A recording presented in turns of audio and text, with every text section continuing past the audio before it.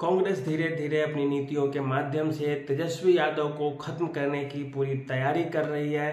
कांग्रेस भले ही इस आलोचना को स्वीकार न करे और उसे लगे कि वह बिहार में राजद के साथ सरकार बनाने के लिए आगे बढ़ रही है, लेकिन यकीन मानिए कांग्रेस और राजद के बीच जो अब दूरी बनने लगी है वह आने वाले चुनाव में कांग्रेस और राजद दोनों को बिहार की सत्ता से बाहर फेंक देगी।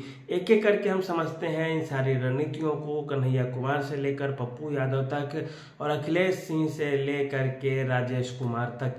ये सारी जो चीज़ें घटनाक्रम जो घटे हैं बिहार में, वे सब के सब राजद और कांग्रेस के बीच दूरी बढ़ाने का काम किया है और केंद्रीय नेतृत्व में अब उतनी क्षमता नहीं है कि उन विवादों को सुलझा पाए। अखिलेश सिंह को बाहर का रास्ता दिखाया जाता है बिहार कांग्रेस के अध्यक्ष के पद से।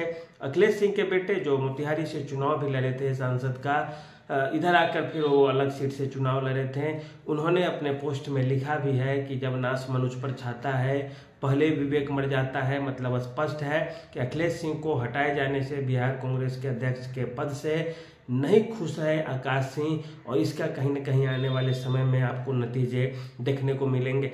दूसरी बात, तेजस्वी को जब पूरे बिहार की जनता, अधिकांश जनता, बहुसंख्यक जनता चाह रही है कि तेजस्वी मुख्यमंत्री बने, उनको कुर्सी पे बैठाया जाए। सी वोटर का सर्वे है कि 44% लोग चाहते हैं कि तेजस्वी मुख्यमंत्री बने, लेकिन ऐसी स्थिति में कांग्रेस तेजस्वी को सपोर्ट करने की जगह पैर खींचने लगी है। कांग्रेस कन्हैया कुमार से रैली करवा रही है बिहार में। रैली में कन्हैया को मुख्यमंत्री बनाने की मांग उठ रही है कि कन्हैया कुमार को मुख्यमंत्री बनाया जाए। और कैसे बनाया जाए, क्यों बनाया जाए? वोट है आपके पास, नहीं है।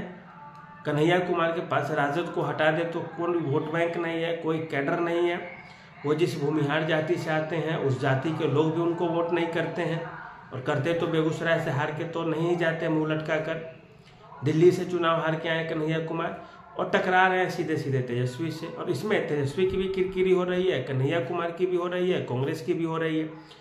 दूसरी चीज, पप्पू यादव के सहारे, पप्पू यादव को राजद ने बाहर का रास्ता दिखाया था क्योंकि लालू यादव, राबड़ी देवी और तेजस्वी को चुनौती मिल सकती थी, और वही पप्पू यादव कांग्रेस में चले गए हैं और अब राजद पे दबाव बनाने की कोशिश कर रहे हैं। कुछ लोग ये भी कहते हैं कि पप्पू यादव कहीं पुराना बदला न ले ले, जैसे पप्पू यादव को बाहर ठेल दिया गया था उसी तरह इस बार तेजस्वी यादव को न बाहर ठेल दिया जाए और राजद पे और कांग्रेस पे कब्जा कर ले पप्पू यादव। दूसरी चीज है, अखिलेश सिंह एक बड़ा कद थे, संकट मोचक थे कांग्रेस के लिए। राजद और कांग्रेस के बीच में जैसे जदयू और भाजपा के बीच में संजय झा है जदयू के नेता, उसी तरह कांग्रेस के नेता अखिलेश सिंह लालू यादव से, लालू परिवार से साठगांठ करने में माहिर समझे जाते हैं। अब वो पद भी खत्म हो गया एक तरह से, और हो सकता है आने वाले दिनों में कि अखिलेश सिंह राजद में चले जाए, उनसे टिकट ले, क्योंकि कोई अच्छे पद पे है और उसकी उपेक्षा होने लगेगी, और उपेक्षित यदि उन्हें समझा जाएगा तो स्वाभाविक है कि वो दूसरा कोई रास्ता देखेगा, अगला व्यक्ति दूसरी पार्टी को पकड़ेगा। अब बात यहीं रुक जाती है तो काम चल जाता। कांग्रेस उसी वोट बैंक पे प्रहार कर रही है जो राजद का वोट बैंक है। राजद के वोट बैंक है यादव, मुस्लिम, दलित। दलित में भी पूरे दलित नहीं, एक दो जातियां, क्योंकि मुसहर, जीतन मांझी कारण और पासवान दूसरा जाति के लोग, चिराग पासवान कारण तो इधर ही हैं। उधर बच जाते हैं चमार, रविदास, मोची, ये सब 2-4-5 जातियां। अब राजद को वोट यादव करते हैं, राजद को वोट मुसलमान करते हैं, राजद को वोट अभी जो 4-5 जातियों के नाम लिए हैं दलितों में वो करते हैं। अब इसी में कांग्रेस भी अपना दिमाग लगा रही है कि मुसलमान हमें वोट देंगे यादव, पप्पू यादव के सहारे, सवर्णों में भूमिहार कन्हैया कुमार के कारण कि हम अखिलेश को साइड किए तो कन्हैया को रखे हैं। अब सबसे बड़ी चीज है कि राजद इस चीज को कैसे स्वीकार कर ले, ये भी बड़ी बात है, और नहीं करेगी स्वीकार। आप कुछ भी कर लीजिए, किसी भी हाल में रहिए, नहीं करेगी स्वीकार राजद अब। और यहीं पे बात रुकती तो काम चल जाता। रैलियों में मुख्यमंत्री बनेंगे कन्हैया कुमार, ये भी चलने लगे हैं। तो कुछ दिन बाद ये भी चलने लगे कि तेजस्वी जहां राघोपुर से लड़ते हैं वहां से इस बार ये राजेश कुमार लड़ेंगे कांग्रेस के अध्यक्ष चुनाव, और जहां से मीसा भारती चुनाव लड़ती है वहां से पप्पू यादव सांसद का चुनाव लड़ेंगे कांग्रेस पार्टी से। फिर हो जाएगा एकदम दाल में काला जो कहा जाता है वो हो जाए कि दाल में मच्छर पड़ना, कि पूरी दाल ही फेंकनी पड़े मच्छर के साथ साथ, वैसी स्थिति ना हो जाए कांग्रेस के साथ। तो एक तरह से स्थिति बड़ी नाजुक है कांग्रेस के लिए। और कांग्रेस जो सोच रही होगी कि दिल्ली में हम तीसरा फ्रंट खोल के केजरीवाल को हरा दिए हैं, तो यहाँ भी खोल के हरा देंगे तेजस्वी को, तो ये गलत चीज़ है। कांग्रेस गलत फहमी में न रहे। बिहार में वोट लालू यादव को पड़ते हैं, कांग्रेस को नहीं। कोई नहीं जानता है कांग्रेस को। अगर कांग्रेस को ही देना होगा तो लोग प्रशांत किशोर को देने लगेंगे, क्योंकि वो एक अच्छा प्रतिनिधित्व दे रहे हैं।